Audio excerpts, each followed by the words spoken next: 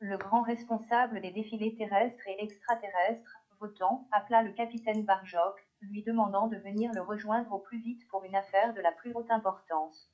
Asseyez-vous, capitaine. Alors je suppose que vous allez me signaler quelques nouvelles incartades de la part des Dupont-Duplon. Nullement, capitaine, nos nouvelles recrues sont irréprochables, je me félicite de vous les avoir confiées.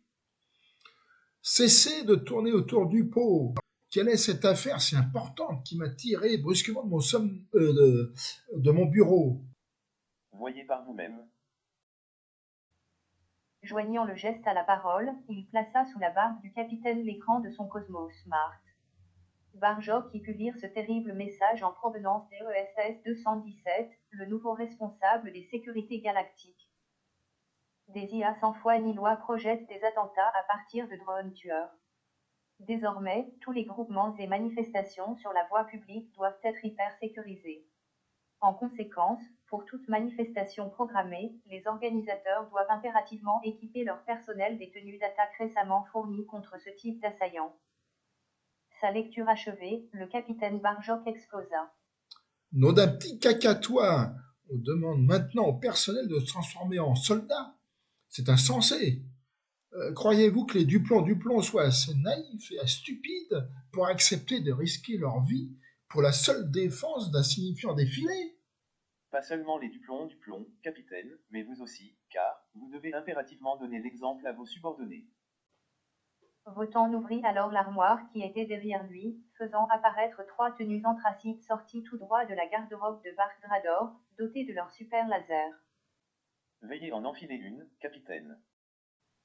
Totalement immergé dans son armure protectrice, le capitaine Barjok, méconnaissable, avait pris toutes les apparences d'un redoutable robot guerrier, sa lourde respiration ayant un je ne sais quoi de terriblement impressionnant et Wotan se demandait si ce souffle monstrueux ne constituait pas la plus formidable arme de dissuasion qui n'eût jamais été inventée. Capitaine, dites maintenant aux Duplon de venir ici essayer leur tenue.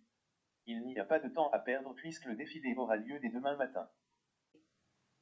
Le lendemain, tout paraissait calme, le défilé étant encadré par nos 3 Varkradors soufflant comme des buffles, chaleureusement applaudis par un public serein persuadé que leur présence en marge du défilé répondait aux seules originalités artistiques du spectacle. Apparut soudain dans le ciel un Mickey géant virevoltant dans les airs sous les hurrahs d'un public en liesse. Mais, soudainement, ce personnage bien connu de tous se transforma en un monstrueux lance-flamme. Voulant éviter son feu meurtrier, l'un des Vark-Drador fit un brusque roulé-boulé, entraînant dans son mouvement insolite un deuxième Vark-Drador qui, perdant l'équilibre, réussit par le plus pur des hasards à pointer son laser sur l'agresseur, le réduisant instantanément en tas de cendres. Des dizaines de canards firent ensuite leur apparition dans les airs sous les yeux ravis du public enthousiaste. Ils se modifiaient à vue d'œil, devenant de redoutables dragons aux crocs acérés. Les lasers des Vark-Drador semblaient bien dérisoires pour venir à bout de cette dangereuse armada. L'un des Vark-Drador appuya par inadvertance sur un bouton de son équipement déclenchant un mécanisme qui le projeta au milieu des monstres tout en libérant une rafale de billes explosives qui fit fuir les agresseurs plus vite qu'ils n'étaient venus. Le lendemain, la presse unanime salua l'exceptionnelle inventivité des organisateurs du défilé, enfin, un défilé pleinement réussi grâce à un scénario digne d'un grand Spielberg.